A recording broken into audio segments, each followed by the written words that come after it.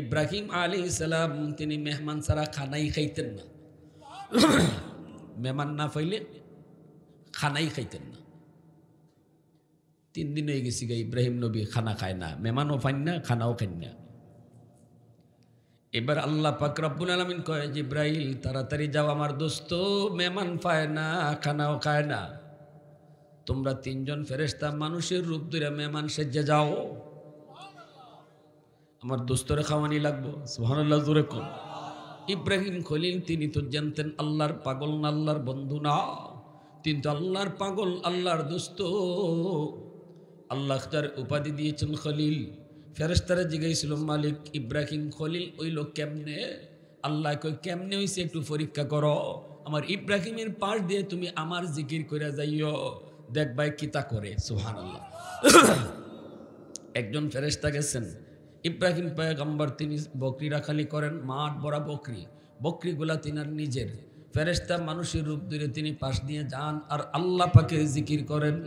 আল্লাহ পাকের নাম সুবহানাদিল মুলকি ওয়াল মালাকুত জাল ইজ্জতি ওয়াল আজমতি ওয়াল কিবরিয়াই ওয়াল জাবারুত। এত সুন্দর করে আল্লাহ পাকের নামটা ফেরেশতায় লইয়া লইয়া যায়, কিন্তু ইনি যে ফেরেশতা এটা তো ইব্রাহিম নবী বুঝেন নাই।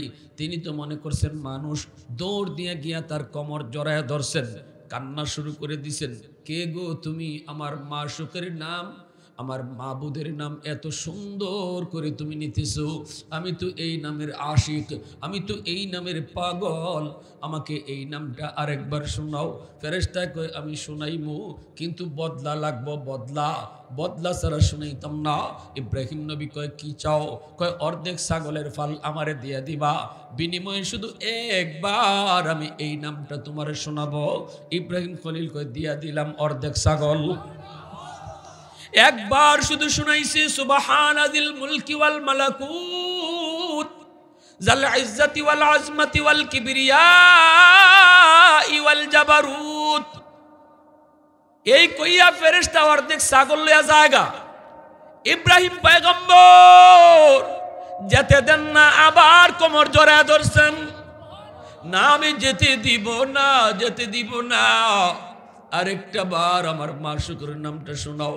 এই নাম যত শুনি আমি ততই মায়া লাগে, আমি তো এই নামের পাগল, যত শুনি ততই মজা লাগে, আমার তো তৃপ্তি মিটে না। ফেরেশতা কয় এখন কি দিবা? ইব্রাহিম পয়গম্বর কয় বাকি অর্ধেক ছাগলের ফালও দিলাইব। বিনিময়ে আল্লাহর ফেরেশতা আরেকবার শুনাইছে সুবহানাদিল মুলকি ওয়াল মালাকুত জাল ইজ্জতি ওয়াল আজমতি ওয়াল কিবরিয়াই ওয়াল জাবারুত। বাকি অর্ধেকটাও দিয়া দিছে।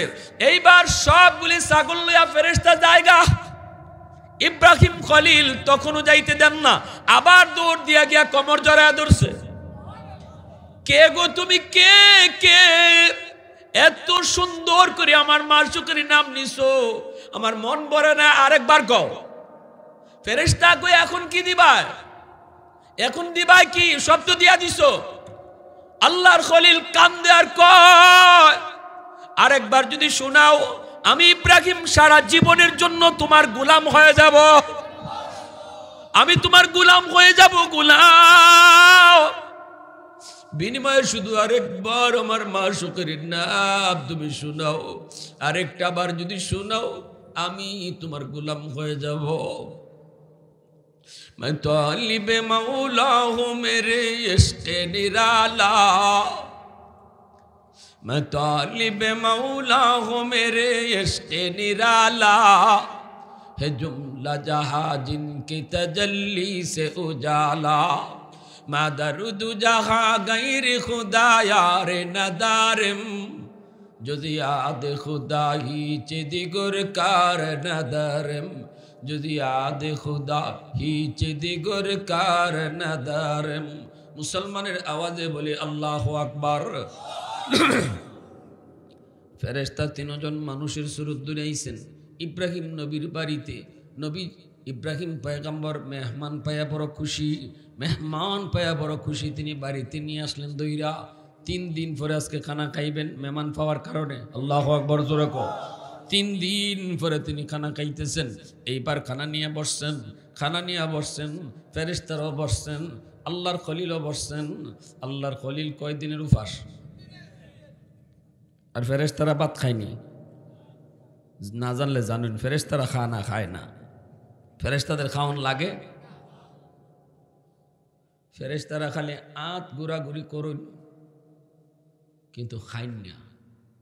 আর আল্লাহর খলিল ইব্রাহিম পেটের ক্ষুধার জ্বালায় এরা খায় না এই খবর নাই, খালি খাইতেছেন, খালি কথা কইতেছেন আর খাইতেছেন। কিন্তু এরা যে হাত খালি লাড়ালাড়ি করে, মুখও দেয় না, এটাতে লক্ষ্য করছেন না। পর্দার আড়াল থেকে ওই বই তো 3 দিনের উপর আইতেছে, সামনে রমজান, সারাদিন খাইছি না, ইফতারের সময় বোঝায় উস থাকে না, ঠিক না নিয়ে। ইফতারের সময় যদি কেউ আবার আইও, তো এই সময় আবার ভালোও লাগে না, মনে হইতে তো আমার একলোই লাগবে, এই লোকের লাগে আবার, ঠিক না নি। কিন্তু 5 মিনিট খাওয়ার পরে আর চলে না, তখন মনে হয় দূর আরো 2 জন যদি থাকতো কত ভালো হইতো। কিন্তু খাইবার আগে ইফতার সামনে যা আছে মনে হয় সবগুলো আমার একাই লাগবো, আরো শর্টও পড়তে পারে। এইগুলো আমরা সারাদিন না খাওয়ার কারণে আমাদের একটা আগ্রহ। তো ইব্রাহিম আলাইহিস সালাম 1 দিন না 2 দিন না 3 দিন, 3 দিন না খেয়ে খাওয়ার সামনে পাইছেন। মেহমান বইছে তো খাইবই, ইনি এটা খাইতেছেন। পর্দার আড়াল থেকে ওনার বিবি হযরত সারা আলাইহিস সালাম, ইনি পর্দার আড়াল থেকে একটু সুফি দিছেন, মেহমানরে খানা দিছেন। মেহমানে খায় কিনা, কোন জাতের মেহমান দেখার লাগে পর্দার আড়াল থেকে ফাঁক দিয়ে একটু চাইছেন। চাইয়া দেখুন, ইন্না লিল্লাহ, আমার জামাই যে খাওয়া খাইতেছেন। আর মেহমান বলতে আত লারে সারে, একজনে আরেকজনের চায়, মুস্কি আসে, তাই নিয়ে খবরই নেই।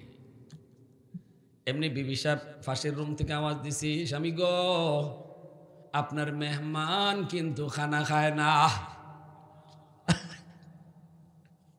হ্যাঁ, আল্লাহর খলিল আওয়াজ পাওয়ার সাথে সাথে চাইছেন, দেখেন এরা একজনে আরেকজনের পাশে খালি আশাআশি করে, কিন্তু খানা খান না। আল্লাহর খলিল ইব্রাহিম তিনি ডাক দিয়া কয়, ইন্না লিল্লাহি, কি ব্যাপার, ইন্না লিল্লাহি, আমার কি কোনো ভুল হয়েছে আপনাদের? নাকি খাওয়ানোর মাঝে কোনো লবণ বেশি হয়েছে, নাকি তেল বেশি হয়েছে, আপনাদের খাওয়ান চয়েজ হয়েছে না? হায় হায়, আমার কি জানি সমস্যা, ফেরেশান হয়েছেন গা, আপনারা যে খানা খাইতেছেন না। তখনই জিবরাইল আলাইহিস সালাম কয়, নবী গো, পেরেশান হইেন না, আমরা মানুষ না। সুবহানাল্লাহ, জোরে কও। নবী গো, আপনি পেরেশান হইেন না, আমরা মানুষ না, আমরা নূরের তৈরি ফেরেশতা। জিবরাইল, মিকাইল, ইসরাফিল, আল্লাহু আকবার, জোরে কও। আজ 3 দিন হয়ে যায় আপনি আল্লাহর দোস্ত খানা খান না। মেহমান না পাওয়ার কারণে আল্লাহ আমাদেরকে মেহমান বানায় পাঠাইছে আপনারে খানা খাওয়ানির লাগি। আল্লাহ, আমরা তো ফেরেশতা, আমরা খানা খাই না, আমাদের খানা খাওয়ানোর বৈশিষ্ট্যই নেই। এ যুবক, এজন্য বলি শোনো, আল্লাহর নবী, রহমতের নবীর একটা গুণ ছিল, নবী মেহমানদারি করতেন। আল্লাহর নবীও মেহমান নিয়ে সবসময় খানা খাইতেন। এজন্য আল্লাহর ওলিদেরকেও দেখবা, খাঁটি আল্লাহর ওলি যারা, এরাও যখন খানা খায় একা খায় না, মেহমান নিয়ে খাইতে পছন্দ করেন। এটা আমার নবীর বহুত বড় সুন্নত। আল্লাহু আকবার, জোরে কও। বহুত বড় সুন্নত। কারণ মেহমান নিয়ে খানা খাইলে এই খানার মধ্যে, ঘরের রিজিকের মধ্যে বরকত বাড়ায় দেয় কে? ইন্নাকা লাতাসিলুর রাহিমা ওয়া তাহমিলুল কাল্লা ওয়া তাকসিবুল মাদুমা। যার কাপড় নাই, কাপড় চোপড় কেনার ক্ষমতা নাই, তারে আপনি কাপড় চোপড় কিনা দেন। ওয়া তুঈনু আলা নওয়াইবিল হক, আপনি সব সময় মানুষকে ভালোর কাজের দিকে ডাকেন। ওই যে যুবকদেরকে নিয়ে, ওই যে মায়ের বাঙ্গায়া দেন, কত বড় মায়ের হজরে আসওয়াদ নিয়ে লাগলো। মক্কার মানুষগুলা তারা 4 দলে বিভক্ত হয়ে গেল। হজরে আসওয়াদ জান্নাতি পাথর, এই পাথর আল্লাহর ঘরখানায় কাবার ভিতরে কে বসাইব, কোন গোষ্ঠীর লোকে বসাইব? এটা লইয়া 4 গোষ্ঠী তলোয়ার লইয়া, টেটা সুলফি লইয়া রেডি, জান যাইবুগা, তবুও জান্নাতি পাথর আমরা বইমু। হি দলে কয় আমরা বইমু, বেটা হইলে আও। আল্লাহ নবী তখনও নবুয়তি পান নাই, নবীজি ইয়াং, নবী যুবক, কিন্তু মক্কার মানুষ নবীরে আল আমিন উপাধি ডাকে। বিশ্বস্ত আল্লাহ নবীকে আল আমিন সত্য ভাই কয়ে ডাকে। নবীজির সুনাম চতুর্দিকে ছড়িয়ে পড়ল। এই অবস্থায় যুদ্ধ লাগবে। হজরে আসওয়াদ কেডায় বইতো আল্লাহর ঘর খানায় কাবা, কারণ খানায় কাবা তখন মক্কার মানুষেরা তারা সংস্কার করছিল। আল্লাহর ঘর খানায় কাবা একরকম ভাঙ্গে গেছিল, পুরাতন হয়ে গেছিল, দরজা জানালা জইরা পড়ে গেছিল। তখন মক্কার মানুষেরা হলখানায় কাবাকে আবার সংস্কার করছে। ওই যে হজরে আসওয়াদটা নামাইছিল জান্নাতি পাথর, এই হজরে আসওয়াদ জান্নাতি পাথরটা তারা এখন আবার জাগাত বইব, কিন্তু এটাকে সৌভাগ্য মনে করতেছে সবাই। জান্নাতি পাথর আমরা বইমু, আমরা বইমু, হেরা কয় আমরা বইমু। এখন তো মারামারি ওই এখন কারা কি ওইব, কারণ ওই সময় তো ছোট্ট থেকে ছোট্ট বিষয় নিয়েও তাদের মাঝে যুগ যুগ ধরে মারামারি হইতো। সেই যুগটার নাম ছিল জাহিলি যুগ। ওই যুগে আমার নবী দুনিয়াতে আগমন করেছেন। উটের পানি আগে কেডা খাইব, কার উঠে আগে পানি খাইব, এটা লইয়া মাইল লাগতো। এই মাইল 10 বছর চলতো।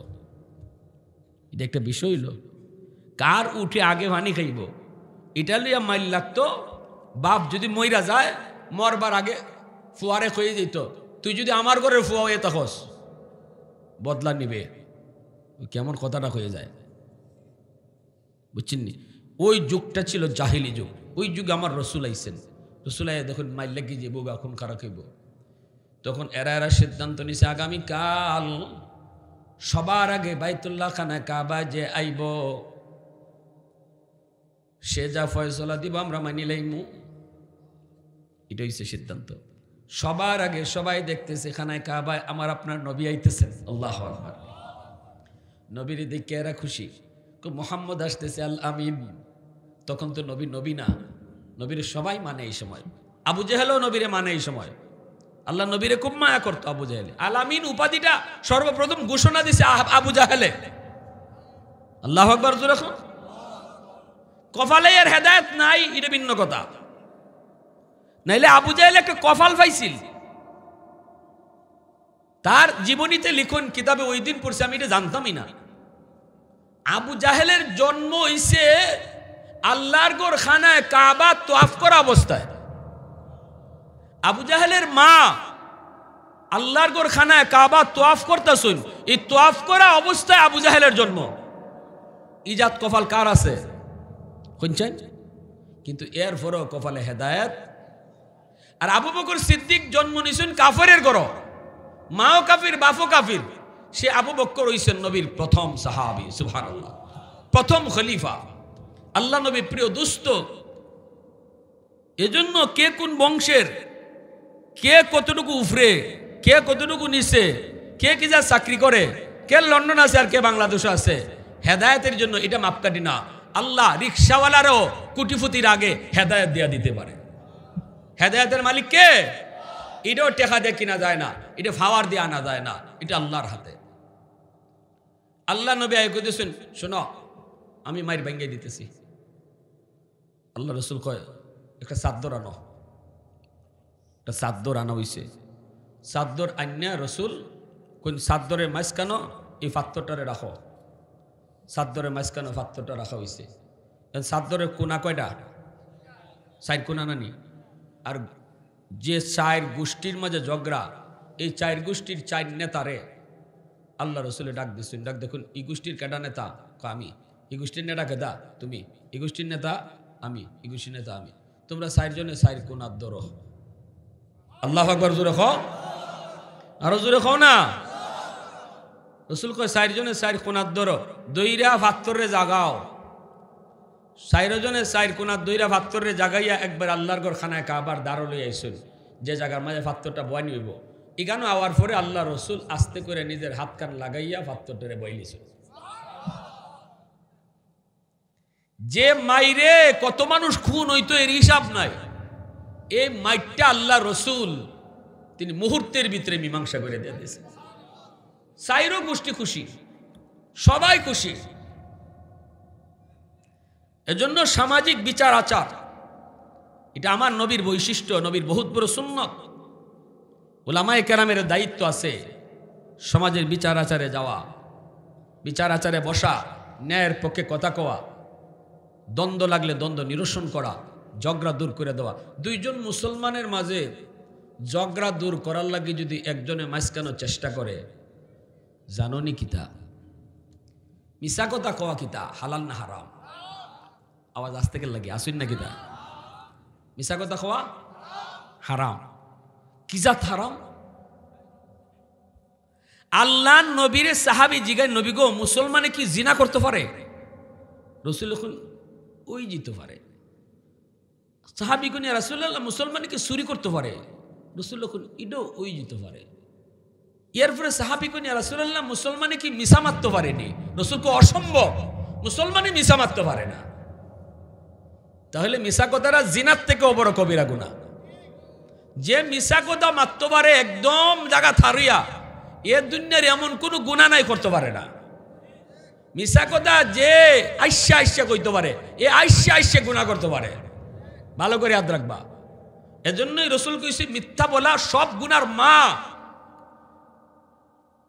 আমরা তো জাগাত খারইয়া 10টা মিশা কথা মারতে লাই, ঠিক না? অথচ মিশা বলা এত বড় কবিরা গুনাহ। এই মিথ্যা কথা বলাও 3 জায়গাত জায়েজ। কইতাম নি, মনোযোগ আছে আপনারা? মিশা কথা কয় জায়গাত জায়েজ? 3 জায়গায়। খালি জায়েজ না, সওয়াব হইব। 1 নাম্বার, আপনার জান বাঁচানোর জন্য জানে মারি লেব আপনারে একটা মিথ্যা কথা কইলে আপনি বাচ্চা যেতে পারেন। শরীয়তে এখানে আপনার অনুমতি দিছে, অনুমতি। জান বাঁচানোর জন্য একটা মিথ্যা কথা বললে যদি আপনার জান বাঁচে, জানে মেরে লেব। জানে একটা মিথ্যা কথা বললে যদি জানে বাঁচা থেকে বাঁচতে পারো, অনুমতি আছে। তবে না বলাটা এটা আজিমত, আর বলাটা রুখসত, জায়েজ। কেউ যদি কয় না আমি মরি গেলি গা, মরি যেমুগা, এরপর মিশা কথা কইতাম না, এটা সে সর্বোচ্চ তাকওয়ার উপরে আছে। এই অবস্থা যদি তার মরণ হয়, আল্লাহ তারে এর উত্তম বদলা দিব, উত্তম বদলা আল্লাহ তারে দিব, কিন্তু অনুমতি আছে।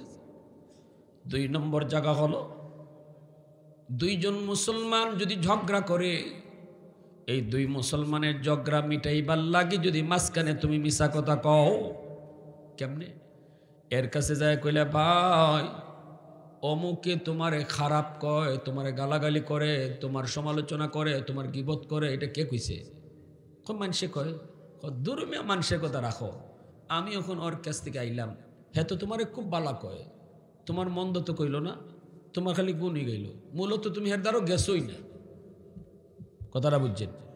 2 জনের ভিতরে যে একটা গুসা আসিল, একজনের প্রতি আরেকজন হিংসা আসিল, এটা তুমি মাঝখানে হামাইয়া 2 জনে গুসা ভাঙ্গাইতেছ মিশা কথা কইয়া। হাসানি মানুষে দিয়ে আমার কই, হে আমার গালাগালি করে। দৌড়মিয়া আমি নিজে কথা কই আইছি, এখন তোমারে ভালো কইছে, একবারও তোমার মন্দ কইছে না, তোমার সম্পর্কে ভালো কথা কইছে। এই এর কিছু নরম করলো। এদিকে হের কাছে গিয়া কয়, অমুকরে তুমি খারাপ জানো, কে কইছে? কয় মানুষে কয়, আমি নিজে কথা কই আইছি, সে তোমারে ভালো জানে, সে তোমার একটাও মন্দ কথা কয় নাই, ভালো ভালো কথা তোমার শোনাইছে। 2 জনের মধ্যে এই যে একটা দূরত্ব আছিল, মিশা কথা কইয়া তুমি যদি 2 জন মুসলমানকে মিলাইয়া দাও, এখানেও মিশা কথা কোয়া খালি জায়েজ না, শরীয়তে তোমারে সওয়াব দিব। আরেকটা মিশা কথা কোয়ার জায়েজ আছে। এই জায়গাটা কোন জায়গা হইতাম না, না ফেস লাগবো, ফেস লাগি যাইব তো না, তাইলে মাইক বন্ধ করে এখন লাগবো, আর ঘরে ম্যাডামরা শুনে লইব তো বিপদ। এই কেন কইতা, বউয়ের টেম্পার যদি বেশি গরম হয়, আসুন না নি কিছু, হ্যাঁ সব আল্লাহর বান্দি তো একরকম না, কিছু কিছু আল্লাহর বান্দি তো আছে মাশাল্লাহ, জামাই একটা কইলে তাই 10টা শুনেন। এমন যদি হয় যে মিজাজ খুব গরম, তাইলে তুমি শাড়ি আনছো 700 টাকা দিয়া, আইনে যদি তুমি কও শাড়ির দাম 700, তাইলে আমার ম্যাডামের মিটার গরম হয়ে যেতে পারে। কইব তুমি শার্ট কিনো, লুঙ্গি কিনো, ফ্যান কিনো 1200, 1500, 2000, আর আমার লাগি শাড়ি আনছো 500 আর 700, তুমি তোমার শাড়ি পরো। যদি তাই এমনই ওইন তাইলে কইতা শাড়ির দাম ৫,০০০। গড় ঠিক না থাকলে সব বেঠিক, ঠিক না নি? গড় যদি আগুন লাগে তে ই গড় আর শান্তি আয়নি। তখন গড়ের শান্তি ঠিক রাখার লাগে এখানে তুমি একটু মিশা কথা কইয়া কইতায় শাড়ির দাম ২,০০০, শাড়ির দাম ১,৫০০, যাতে কইরা তাই মেজাজ গরম না হয়। এটা কইলি তাই কইলে পরে এখানে খোয়াটা যাই যাচ্ছে কইসলাম নি। এখন যে আমি এই কথাটা কইলাম, এখন তো আপনারা যদি গিয়া কইন শাড়ির দাম অরিজিনাল দাম ১,০০০, তাও বিশ্বাস করতো না। তবে হুজুর হিকাই গেছেন, আসল কথা কইলাম শাড়ির দাম কত, ঠিক না নি? এই যে সমাজের এই যে দুইজন গোষ্ঠীর বা দুইজন মানুষের জগরা আপনি মাঝখানো হামাইয়া একটু মিশা কথার মিশার আশ্রয় নিয়ে দুইজনে মিলাই দিছেন, এখানে শরীয়তে আপনার মিশা কথা কোয়া জায়েজ দিলাইছে। আল্লাহু আকবার জোরে কোন। এজন্য আমার বাইরা, আল্লাহর নবী রহমতের নবী সব সময় সমাজের এই সমস্ত ভালো কাজগুলো নবী দেখতেন। এ যুবক, আমি আগেই বলেছি কোরআন তেলাওয়াত, নফল নামাজ, নফল জিকির এগুলো আল্লাহ পাকের বন্দিগি, কিন্তু এর চেয়েও বড় বন্দিগি হলো মানুষের উপকারে হাঁটা। মানুষের উপকারের জন্য যদি তুমি পায়ে হাঁটো, সময় দাও, তাহলে এই উপকারটা নফল বন্দিগির চেয়ে বেশি সওয়াব হয়। আম্মাদান খাদিজাতুল কুবরা মক্কার সবচেয়ে ধনী নারী, আন্তর্জাতিক মানের তিনি একজন ব্যবসায়ী। আমার নবীরে তিনি চিফ ম্যানেজার বানাইছেন, নবীজি চিফ ম্যানেজার হইছেন। এইবার আল্লাহর নবীর প্রতি আস্তে আস্তে তিনি দুর্বল হয়ে পড়লেন। কেমনে? কারণ তিনি নিজের চোখে দেখছেন আমার নবীর মাথার উপরে মেঘমালা ছায়া দেয়, আমার নবীর সাপে বাতাস দেয়, আমার নবীর বকরিগুলা বাগে রাখালি করে। আম্মাজান নিজের চোখে দেখছেন। দেখার পরে তিনি ছাগল রাখালি চাকরি থেকে সরাইয়া চিফ ম্যানেজার বানায় দিছেন। এরপরে আল্লাহ নবীর আমানতদারি আর নবীর চরিত্রের উপরে মুগ্ধ হইয়া আম্মাদান ভিতরে ভিতরে দুর্বল হয়ে গেছেন। আল্লাহর নবীর প্রেমে পড়ে গেছেন, নবীজির ভালোবাসা মোহাব্বত তার অন্তরে জন্মে গেছে। কিন্তু ম্যানেজারে বিয়া করবেন কেমনে? তিনি তো মালিক, আর নবী হইলেন ওনার আন্ডারে চাকরি করেন। কেমনে কোন আমি আপনার কাছে বিয়া বইতাম? অথচ মক্কার অনেক যুবক প্রিন্সের মতো চেহারা, যুবরাজ বাদশার পোলাপানো আম্মাজানকে বিয়া করার লাগি পাগল। কারণ মক্কার সবচেয়ে সুন্দরী ছিলেন আম্মাজান খাদিজাতুল কুবরা। যেমন সুন্দরী তেমন তিনি পবিত্র, পুত পবিত্র। এজন্য ওনার উপাধি ছিল তাহেরা। চোখ তুললা কেউ তাকাইবার সাহস করত না। মক্কায় এমন কোন মানুষ ছিল না যেই মানুষ ওনার দান সদকা পাইত না। আল্লাহু আকবার জোরে কও। বিভিন্ন দেশে এনার ব্যবসা ছড়ায় ছিটায় ছিল, সম্পদের অভাব নাই।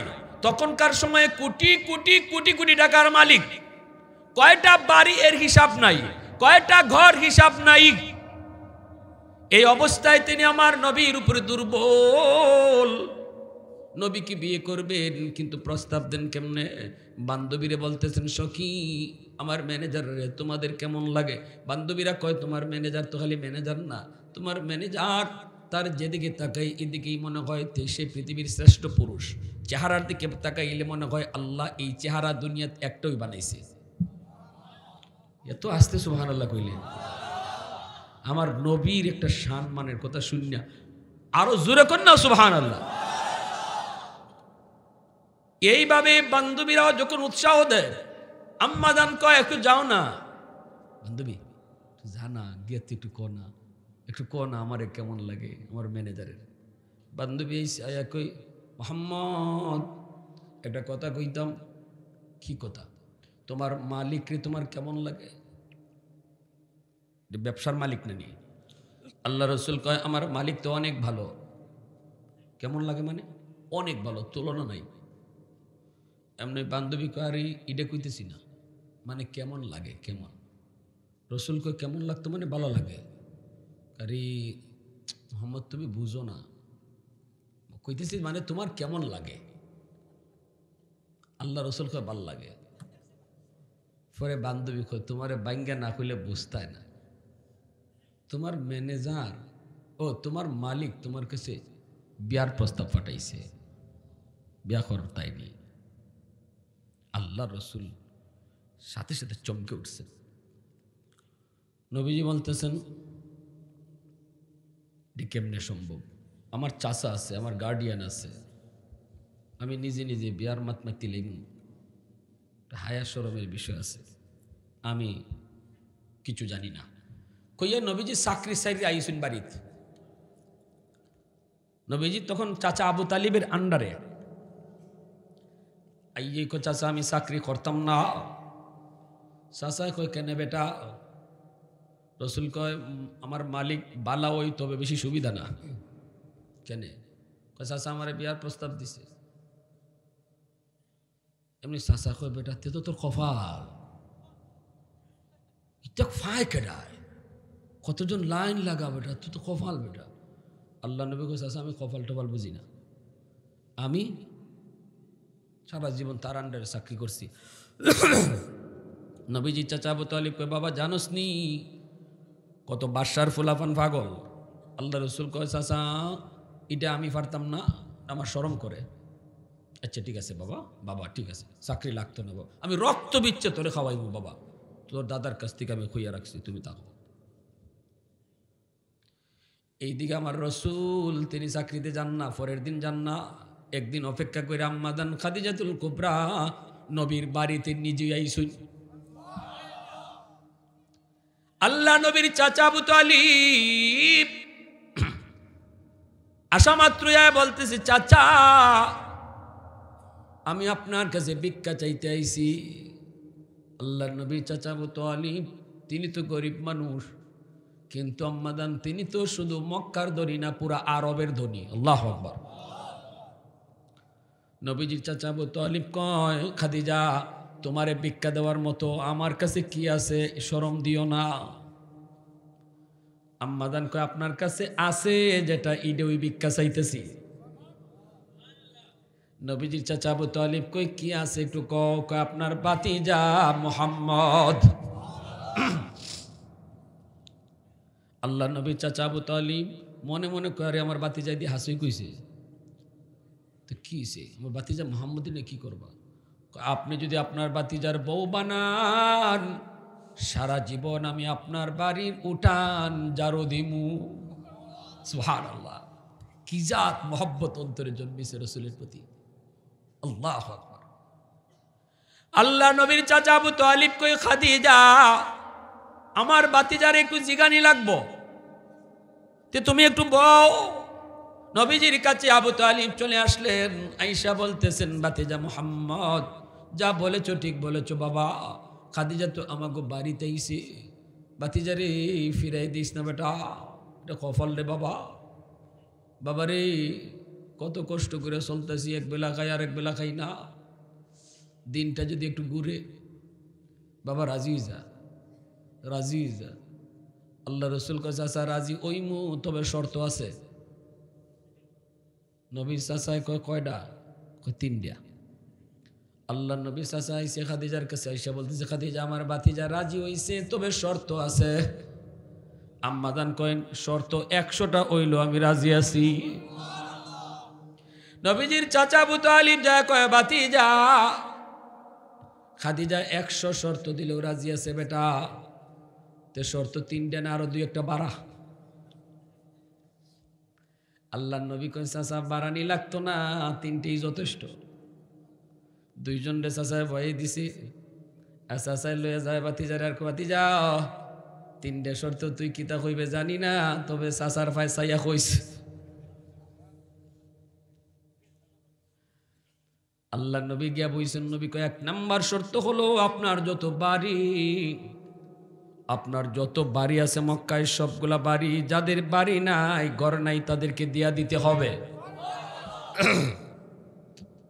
আম্মাদান কয়, আমি রাজি আছি। সুবহানাল্লাহ, জোরে কর। 2 নাম্বার শর্ত হলো, এমনি চাচা আবু তালিব কানে কানে গিয়া কয়, ভাতিজা একটু চাচার ফায় চাইস। আল্লাহ রসুল কয়, 2 নাম্বার শর্ত হলো আমার ঘরে যদি আপনি আসতে চান, বিবি হয়ে আমি আপনাকে সর্বোচ্চ সম্মান দিব, ইজ্জত দিব, স্ত্রীর মর্যাদা দিব, বুক ভরা ভালোবাসা আপনারে দিব, কিন্তু আমার ঘরে খানা নাই, আমার ঘরে থাকার জায়গা নাই, আমি চাচার ঘরে থাকি, চাচার ঘরে খাই, আমার ঘরই ঠিক মতো নাই, কই রাখবো কই থাকবো আমি জানি না। আবার কখনো চুলায় আগুন জ্বলবে না, একদিন 2 দিন 3 দিনও হয়তো চুলায় আগুন জ্বলবে না। জীবনে আপনি কোনোদিন উপাস থাকেন নাই, উপাস থাকার কষ্ট আপনি বুঝেন না, কিন্তু আমি মুহাম্মাদের কাছে আসলে পরে উপাস থাকতে হবে, পারবেননি। এই কথা বলতে আম্মাদান কই আমি রাজি আছি, সারা জীবন উপাস থাকতে রাজি আছি। আল্লাহু আকবার। उल्फत में तेरी वैसी ने दंदान को तूरा, बू बकर उमर नक्श कदम तेरा न चूरा। उल्फत में तेरी वैसी ने दंदान को तूरा, बू बकर उमर नक्श कदम तेरा न चूरा। ऐ उशाक नबी वाके असरार मदीना, सुल्तान का सुल्तान है सुल्तान मदीना, सरकार का सरकार है सरकार मदीना, गुलजार का गुलजार है गुलजार मदीना। मोहब्बतेर साथे बोली अल्लाहु আকবার। এখন রইছে শর্ত কয়টা? চাচায় গিয়া কয় বাতিজা আর একটাই রইছে মাত্র, জীবনে খুব কষ্ট করছি রে বাজান, একটু চাচার ভাই চাইস। আল্লাহ রসুল 3 নম্বর শর্ত নবী দেয়, আপনার যত সম্পদ হইতে চাচার ভিতরে খুশি হয়েছি, আমার চাচারে দিলাও, এই কথাটা হইলে তুই জায়গা, অথবা আমারে দিলাও, আরে আমি না ফাই বাতি যাই ফাইলেও তুই তো আমার ওই। কিন্তু যেই কইছে আল্লাহ রসুলকে আপনার যত সম্পদ, চাচার আবু তালিবে কবেটা কইলাম বাবা, আল্লাহ রসুল কয় সব সম্পদ গরিবের ভিতরে বন্টন করে দিতে হবে। আম্মাদানকে আমি রাজি আছি, আল্লাহু আকবার জোরে কও। যত সম্পদ সব সম্পদ গরিবের ভিতরে বন্টন, আম্মাজান কয় আমি তাতেও রাজি, তাতেও রাজি, তাতেও রাজি। নবীর চাচা আবু তালিবে কয় তোর বিয়া তুই কর, আমি গেলাম। এই শর্তগুলা মাইন্না আম্মাজান নবীর ঘরে আসলেন। একদিনে নবী যত কোটি কোটি সম্পদ, সব সম্পদ গরিবের মাঝে বন্টন করে দিছেন। আল্লাহর নবী একটা সুতাও রাখেন না। এ যুবক, আজকে বিয়া কইরা তুমি বোর কাছ থেকে হুন্ডা নাও, বিয়া কইরা হোর বাড়ির কাছ থেকে ফ্রিজ নাও, সৌদি আরব যাইবেন লাগি 5 লাখ টাকা লাগবে, টাকা নাও। আমার নবীর আদর্শ কি? আমার নবী দয়ার নবী এত ধনী একজন বউ আনছেন, কিন্তু বউর একটা সম্পদ নবী নিজে নেন নাই। আল্লাহু আকবার জোরে কও, আরো জোরে কও আল্লাহু আকবার। যৌতুক নেওয়া হালাল না হারাম? আরো জোরে।